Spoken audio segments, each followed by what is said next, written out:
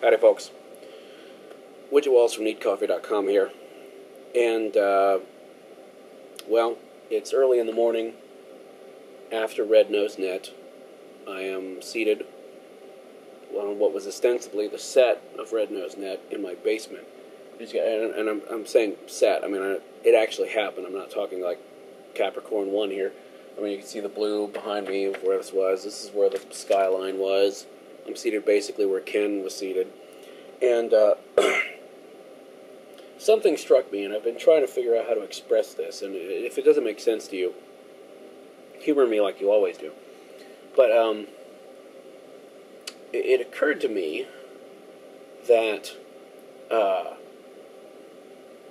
two things occurred to me. Two things set this line of thinking off, and I'll try to relate this as best I can and as quickly as I can. At one point, we were trying to convince people during the course of Red Nose that every little bit helped.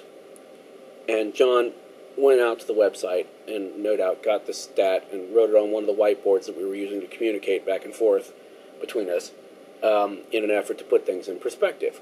And he wrote, 15 pounds equals 3 malaria nets. And,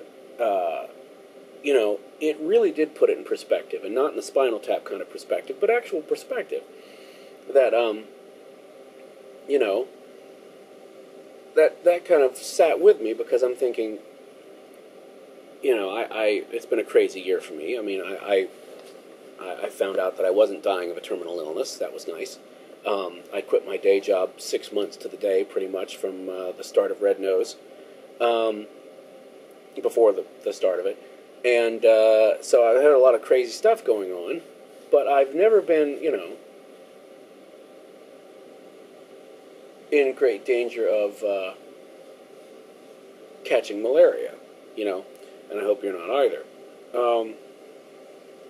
So that's been, that was kind of on my mind. I mean, I'm in my basement, and it rained a lot, and we had water come in, which would have been really amusing during the telethon, wouldn't it?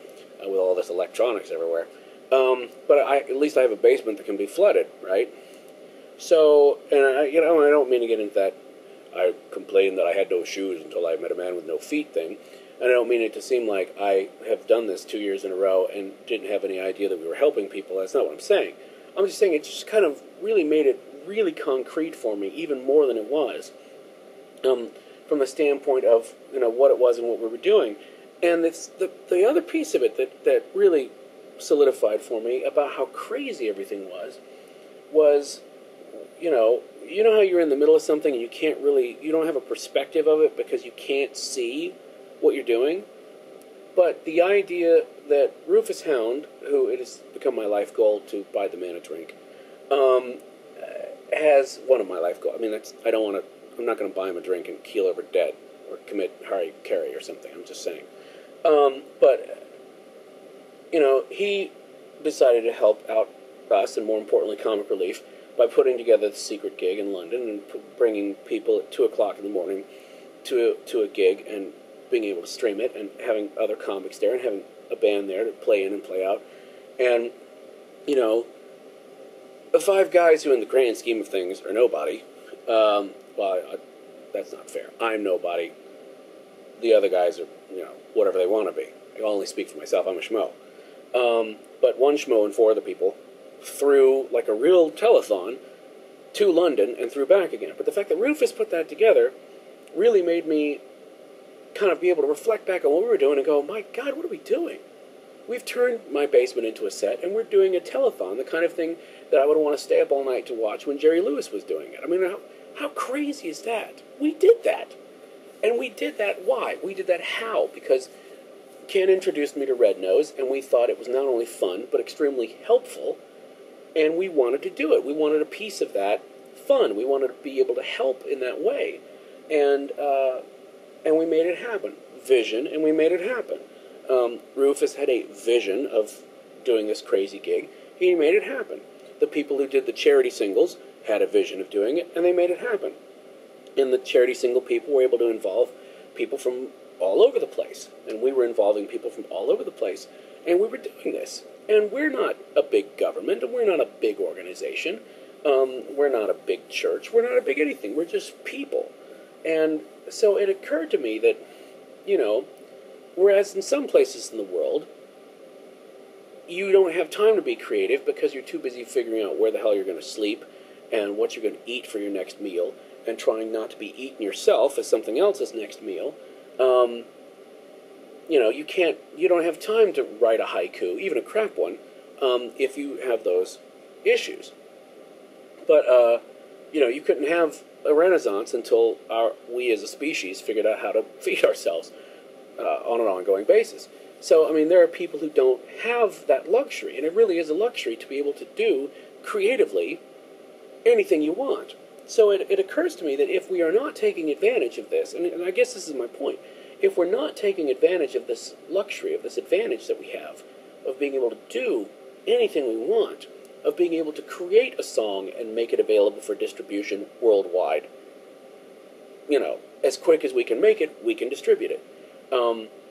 Being able to write a book and publish it so that it can be sent to anybody in the world. I've done it 3 times, and that's me. That's a schmo doing it.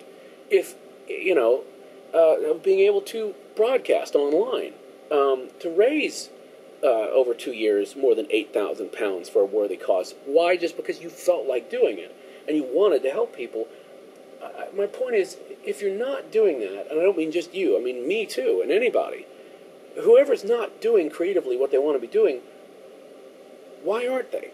Why aren't you? Why aren't I? I mean, there's no excuses anymore.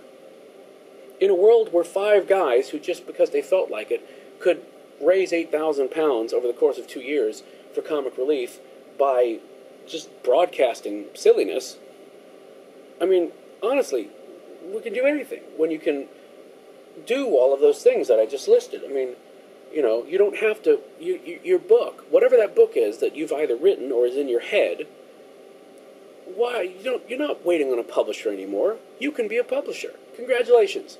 Ding, you're a publisher. You know, your music. I mean, people are doing this all the time. Colton does this. Paul and Storm do this. Lots and lots of people do this. You don't have to wait for the record label to find you. Ding, guess what? You're a record label. Congratulations. Woo, you're a record label.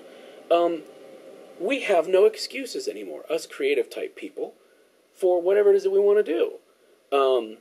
You know, I'm not saying, you know, quit your day job and you know, expect that, ooh, everything's going to work out. But, I mean, damn, stop playing World of Warcraft for 5 minutes and work on something. Whatever it is that something is. If it's a poetry, if it's a painting, whatever it is. Because you can do whatever the hell you feel like doing. And you can make it available instantly, worldwide. A lot of people are doing this. But I know a lot of people, and I'm including myself in this, that really aren't living up to their potential. And when we have the ability to do so, when so many other people can't, I mean, isn't it really criminal of us not to? When we've been, and I won't say blessed because I don't believe in that, but I mean, but when you find yourself in that position where you can do that, and you don't, I mean, that's criminal. So, I guess my point is that we, all of us, including me, especially me, we need to really question ourselves as to why, whatever it is that we're not getting done, that we feel like we need to get done creatively, and it doesn't even need to be just creatively, but I'm saying, for me, it's creatively, why aren't we doing it? Why aren't we? What's stopping us? And if the only answer, if we really honestly look at it, and the only answer that we find is that the thing that's stopping us is us, we've met the enemy and they are us, then we got to get to work, I guess is what I'm saying. Because really, I mean, there's no excuses anymore. There just aren't.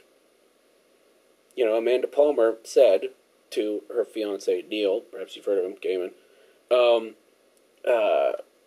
aren't you supposed to be being a writer? And I've put that at the top of my monitor because it's a question we need to keep asking ourselves. Aren't you supposed to be being a whatever it is you're supposed to be? And I guess my thing is we all need to figure out what that is, and we really need to get on with it, don't we? Wow. And it's deep, too. I don't know. That's just been what's on my mind. And that's a long way of saying whatever it is that I just said. So, I hope you found it insightful. Or at least, whatever it is. I'm Widgett Walls. And if this didn't mean anything to you, just smile and nod and humor me, like you always do. It's much appreciated. Anyway, we'll see you on neatcoffee.com. And after all of that, I have to take some more no-dos and get to work. Bye for now.